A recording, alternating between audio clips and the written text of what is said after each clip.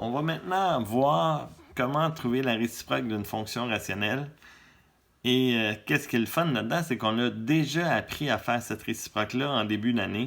Et je vous avais même souligné, si vous regardez dans votre cahier de notes là, au début de l'année, quand on a fait la réciproque, que c'était la réciproque qu'on retrouvait le plus souvent à la fin de l'année. Donc, elle est super importante.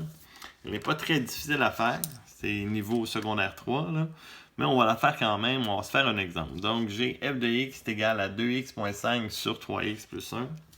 Donc, je remplace mes x et mes y. 2y moins 5 sur 3y plus 1. Donc, ça va me faire... Ce qu'on fait, c'est qu'on fait un produit croisé. 3xy plus x égale 2y moins 5. Et là, on remarquait qu'il y avait deux termes avec des y. Donc, on va les mettre du même côté. 3xy moins 2y est égal à moins x moins 5.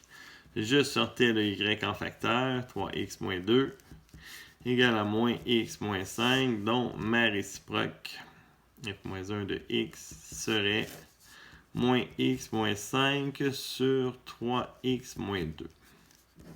Donc, c'est tout. Il n'y a pas de restriction, il n'y a pas de domaine, il n'y a rien de spécial dans elle.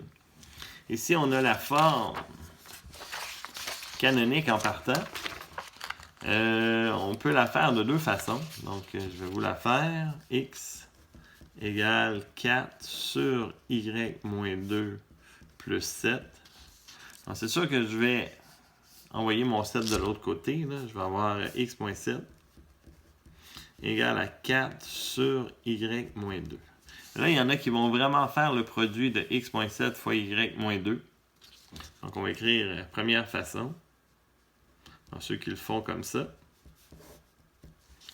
Ça va me faire xy moins 2x moins 7y plus 14 égale à 4. Je vais garder mes termes avec des y de ce côté-là.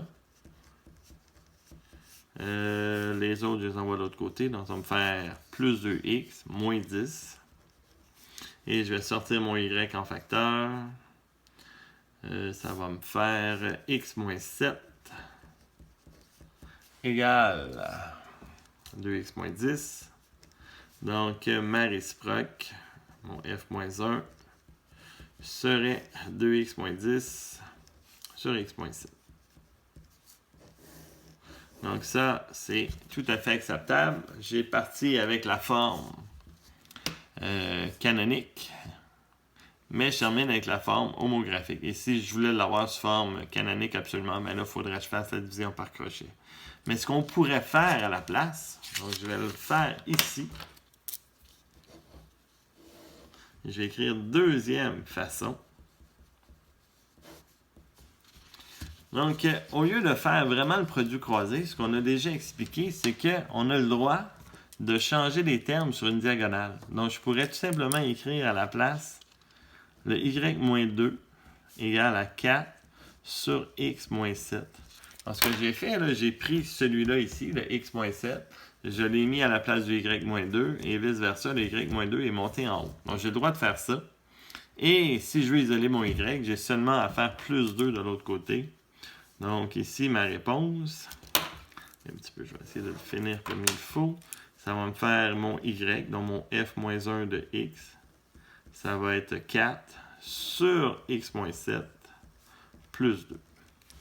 Donc, je suis parti avec une forme canonique et je termine même ma réponse aussi sous forme canonique. Et c'est vraiment super facile, là, très rapide.